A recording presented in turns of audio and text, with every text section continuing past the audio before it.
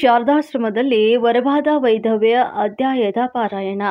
ನಗರದ ವಾಸವಿ ಕಾಲೋನಿಯ ಶ್ರೀ ಶಾರದಾಶ್ರಮದ ದೇವಸ್ಥಾನದಲ್ಲಿ ಆಯೋಜಿಸಿದಂಥ ಸತ್ಸಂಗ ಕಾರ್ಯಕ್ರಮದಲ್ಲಿ ಶ್ರೀ ಶಾರದಾಶ್ರಮದ ಸ್ವಯಂ ಸೇವಕಿ ಕುಮಾರಿ ಪುಷ್ಪಲತಾರವರು ಯೋಗಾವತಾರ ಶ್ರೀರಾಮಕೃಷ್ಣ ಭಾಗ 2ರ ಪಾರಾಯಣ ಮಾಡುತ್ತಾ ವರವಾದ ವೈಧವ್ಯ ಎಂಬ ಅಧ್ಯಾಯವನ್ನು ವಾಚಿಸಿ ಅರ್ಥ ವಿವರಣೆಯನ್ನ ನೀಡಿದರು. ಈ ಸತ್ಸಂಗದ ಪ್ರಯುಕ್ತ ಶ್ರೀ ಶಾರದಾಶ್ರಮದ ಸದ್ಭಕ್ತರಿಂದ ವೇದ ಮಂತ್ರಗಳು ಮತ್ತು ಶ್ರೀಮದ್ ಭಗವದ್ಗೀತೆಯ ಶ್ಲೋಕಗಳ ಪಠಣ ನಡೆಯಿತು. ಸತ್ಸಂಗ ಸಭೆಯಲ್ಲಿ PS ಮಾಣಿಕ್ಯ, ಸತ್ಯನಾರಾಯಣ, ವೆಂಕಟಲಕ್ಷ್ಮಿ, ಮಂಜುಳಾ, ಉಮೇಶ್, ಜಿ ಯಶೋಧ, ಪ್ರಕಾಶ್, ಯತೀಶ್ ಎಂ ಸಿದ್ದಾಪುರ್, ಚೇತನ್ ಸೇರಿದಂತೆ ಸದ್ಭಕ್ತರು ಹಾಜರಿದ್ದರು. ವರದಿ ಯತೀಶ್ ಎಂ ಸಿದ್ದಾಪುರ್, ಚಳ್ಳಕೆರೆ.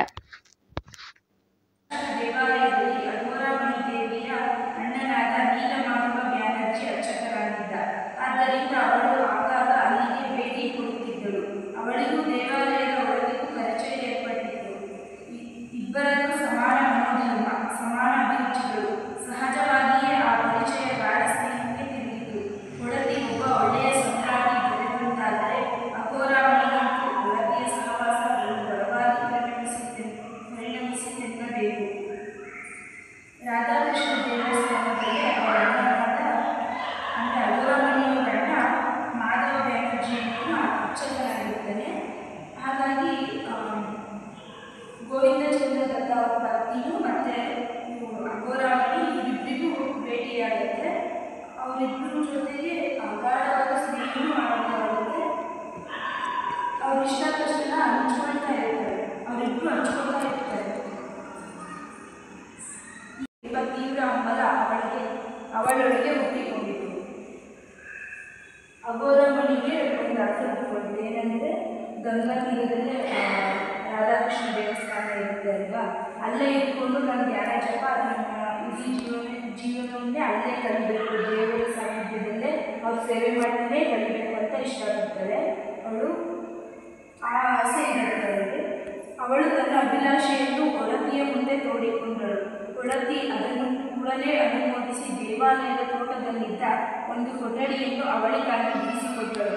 ಅಘೋರಮಣಿ ಅತ್ಯಂತ ಸಂತೋಷದಿಂದ ಅಲ್ಲಿ ಏಕಾಕಿಯಾಗಿ ವಾಸಿಸಲಾರಂಭಿಸಿದಳು. ಆಗಾಗ ತನ್ನ ತವರು ಮನೆಗೆ ಹೋಗಿ ಬರುತ್ತಿದ್ದಳು.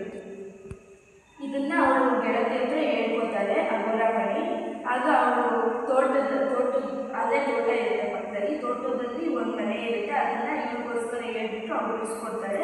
ಅವಳೊಬ್ಬರೇ ಅದು ವಾಸಿಸ್ತಾ ಇರ್ತಾಳೆ. ಆಗಾಗ ಅವ್ರ ತವ್ರ ಮನೆ ಕೂಡ ಹೋಗಿ ಬರ್ತಾ ಇರ್ತಾಳೆ.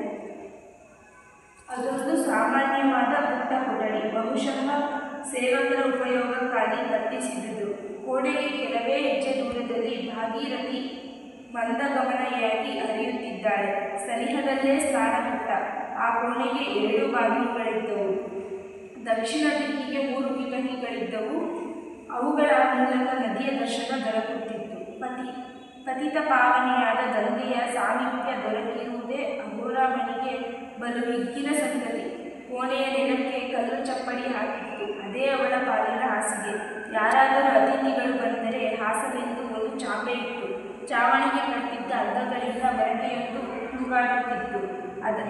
ಅದರಲ್ಲೊಂದಿಷ್ಟು ಪುಡಿ ಕಲ್ಲು ಸಕ್ಕರೆ. ಇದು ಕೂಡ ಅತಿಥಿ ಸೇವೆಗೆ